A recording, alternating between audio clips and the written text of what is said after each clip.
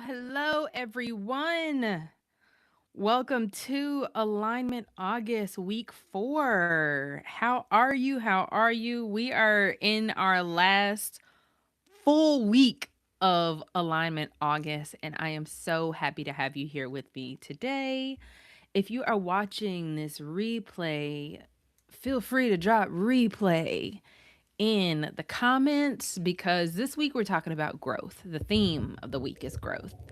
And I have this metaphor that I came across online yesterday, and I was like, that is spot on. But there were some points that I disagreed with. But the metaphor, I love a good biomimicry moment. Um, the metaphor is sound. The metaphor is solid. So let me just make sure we are live on YouTube.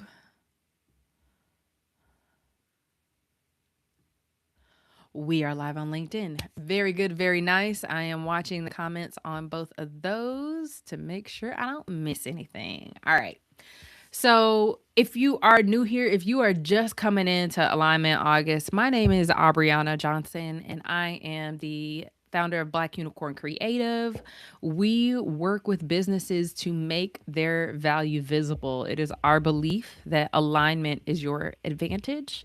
And when you can close the gap between what you promise and what you're able to deliver, that is how you make your value visible. And I believe that our brand values are the key to making our value visible, and we build from there. So, this month we've been doing Alignment August. That has been just an exploration of wait a minute, we're in Q3, we're going into Q4. How do we maximize what we have worked all year for, knowing that many times for a lot of businesses, the bulk of the revenue comes in the last 4 months of the year, right? And so we've been doing this alignment August, and it is a two-part thing every day. Should take you less than 10 minutes. Number one is a reflection. Just jot some thoughts down, and hopefully you've been writing it down in a particular journal so you can go back and look at it. Number two is an action. What is one small action you can do that day to make a difference in whether or not your business is in alignment? This week we're focusing on growth. Week one was the foundation. Week two was the operation, I believe. Week three was experience, and then week four is growth. Now, the weeks fall weird, so we have one more Alignment August check-in, which will be a week from today on August 31st, and that's gonna wrap us up. Okay. But you should have received the prompts for this week's Alignment August in your inbox this morning. So I want to walk through this metaphor a little bit. My master's degree was in health sciences, but it was really that was just the name for it. I don't even think it describes it very well. But it was really in a concept called One Health. And that is looking at the human, animal, and environmental health and wellness and the interconnectedness of those things. So I got to explore everything from animals and harm reduction and the environment and what we're doing there. Like it covered a lot. So this metaphor of the tree and understanding growth when it comes to trees really hit home for me because I have a tree on my arm, like a tattoo. So I love me a good tree, all right? But if you think about it, a tree, a plant, but we're going to stay with a tree, when it first starts to grow, the energy, the seed is under the ground, and the primary goal for that seed is to establish roots. Establish some way to access the nutrients in the soil, to get all of the micronutrients it needs to then push through the soil. There is no light under the ground when this is happening. There is no visibility for those roots being developed. It is sheer focus on the conditions being right, the water being right, the seed germinating at a rate that makes sense, and establishing a solid root system so that it can bust through the soil, make its little, what is it called, cotyledons, those first two leaves, and then focus on above ground growth. Now, if you fast forward and think about the tree as an adult, right? Different trees grow differently. So if when we start with this little plant, that to me is like our week one. It is what is the foundation that we're building here? What are the nutrients? What are the resources that we need to have our above ground growth? What are the tools? What are the people? What are the processes? What is important to us? What's going to guide our growth? What are those values? What can we sink our roots into to ensure that the above ground growth is worth it? Fast forward to adult tree. Okay, trees grow differently. Oak trees are often singular, right? It is the single oak tree within like a 50-foot radius, right? You don't often find oak trees stacked up on each other. Why? Their roots don't allow it. Their roots will compete for resources, and somebody's going to lose. So, knowing that their roots are deep, their roots are expansive. And so, the competition around them, they have to be competing at a different scale. They don't get to compete at the scale of an oak tree, right? But when you look at a pine tree, pine trees grow together and they grow as a collective, right? They grow, you see pine trees, and if you like look in the woods, you see they are lined up, tall and skinny, right? Side by side. That is because their root systems are a little more shallow and they connect to each other. So they rely on each other to stay upright, to share nutrients, to communicate in the mycelium network, right? So that's oftentimes why if you cut down a few pine trees, the next storm will blow the last ones over because their root systems are connected. They don't go super deep. They are connected horizontally and they grow at an alarming rate up compared to an oak tree. Now, we love Mother Nature, right? And nature often is not wrong. Neither of those growth patterns is wrong. They're just different. And so you have to decide who you're going to be, who your business is going to be. Is it going to be a business that is really reliant on different players in the market, different conditions to be just right to be successful? Or is your business an oak tree that can stand out and be singularly strong through and can weather many storms. Neither one is wrong, they're just built differently. And when you build in these ways, either way, you have to consider different things. So, one of the things that is really big right now in the media is the current administration's announcement for beef imports to the US to reduce the cost of beef for the consumer. But a lot of ranchers and cattlemen feel as if it undercuts their business model, right? So the beef industry has been one of the largest and longest standing industries in the US. And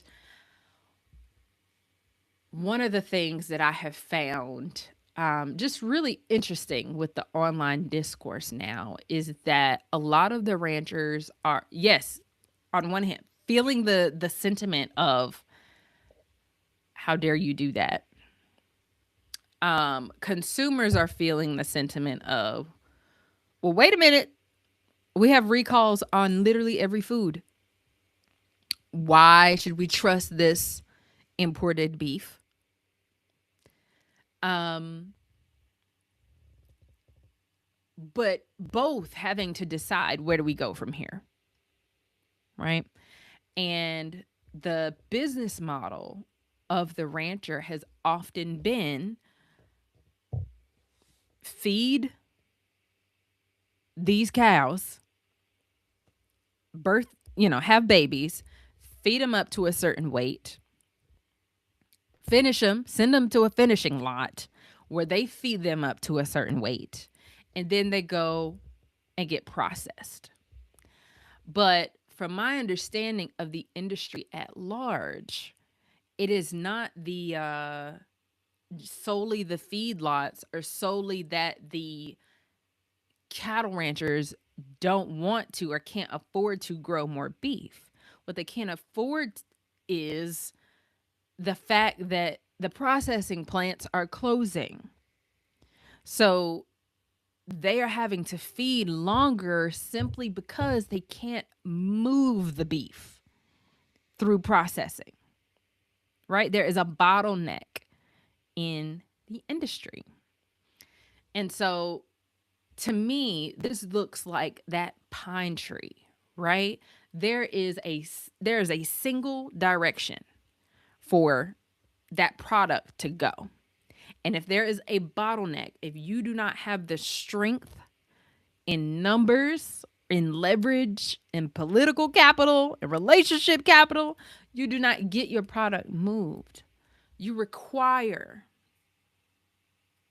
a bunch of different trees, and the roots of your tree don't get to dig deeper.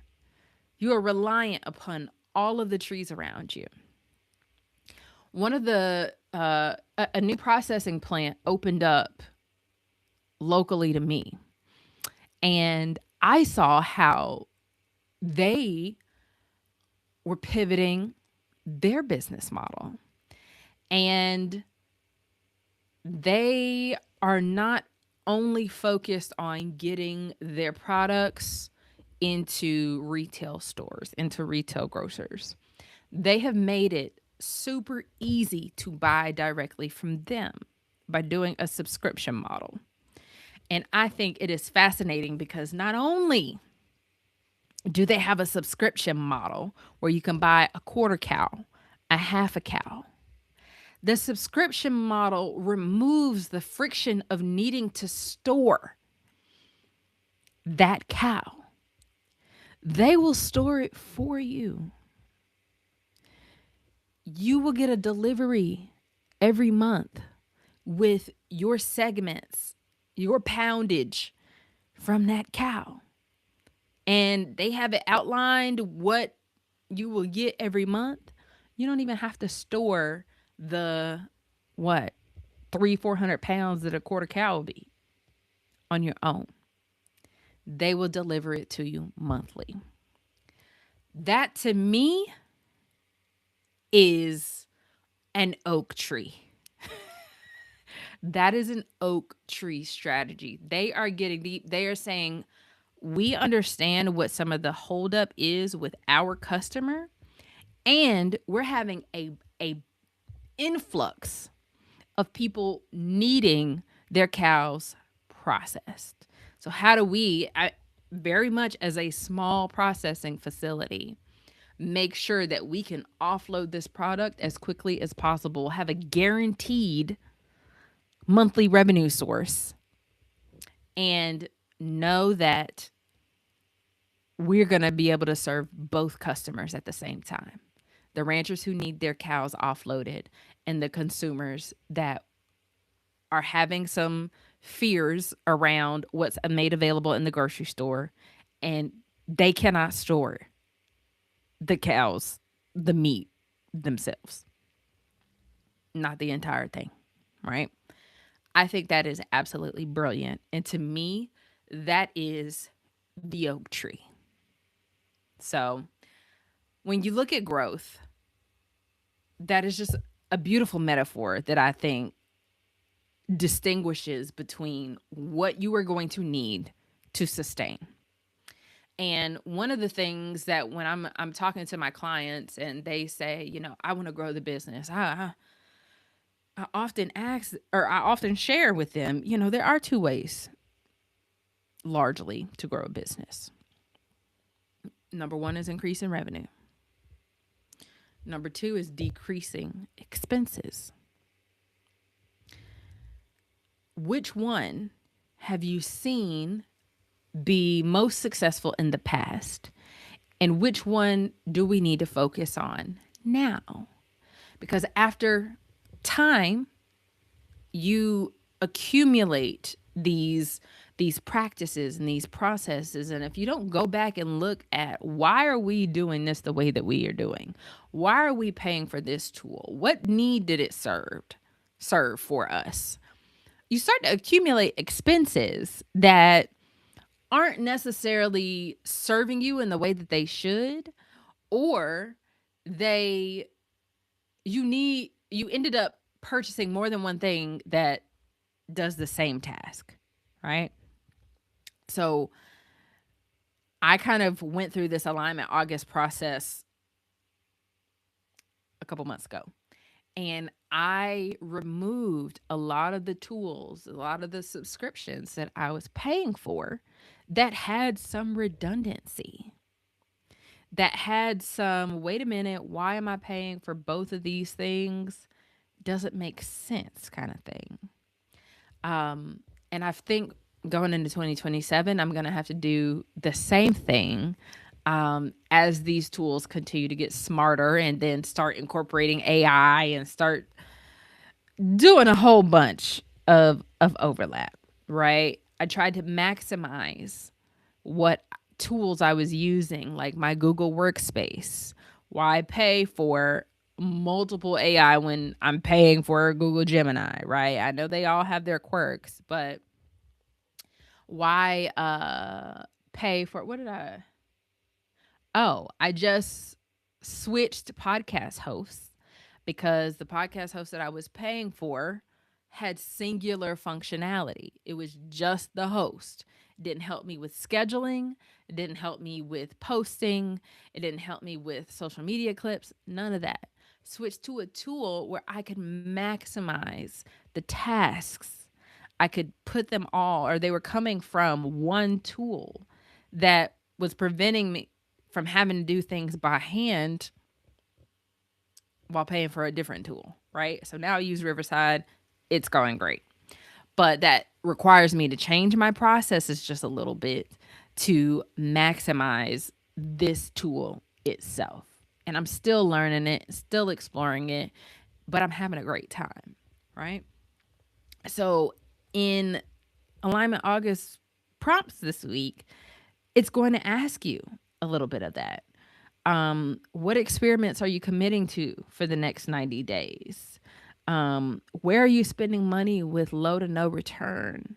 What or who on your team needs more investment for this next push to the end of the year, right?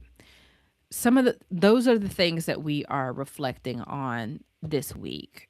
As we grow, what are we investing in? Where do we need to reallocate resources? Where do we need to completely remove this expense to allow us capacity for more?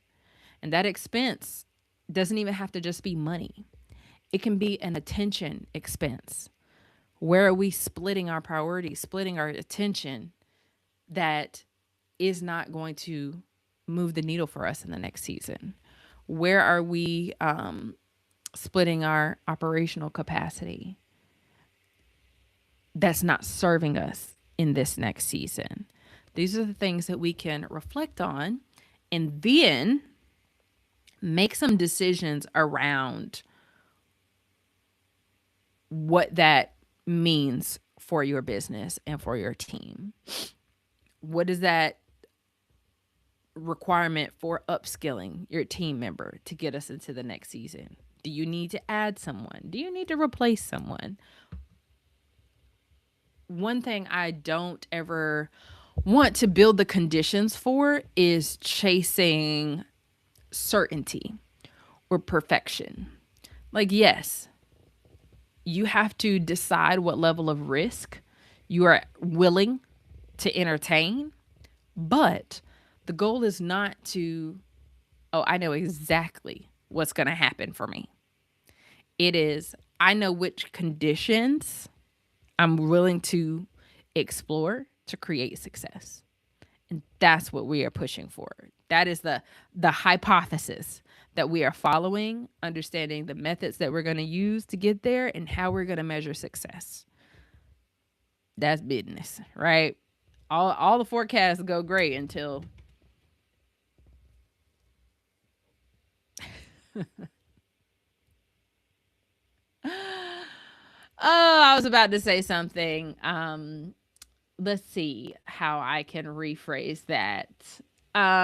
Forecasts go great until there is geopolitical unrest, right? Okay. Well, thank you for joining me on this week 4 check in. Those prompts are in your inbox. And I will see you next week for our wrap up so we can discuss what has changed over the last 31 days. All right. Y'all take care and have an amazing week.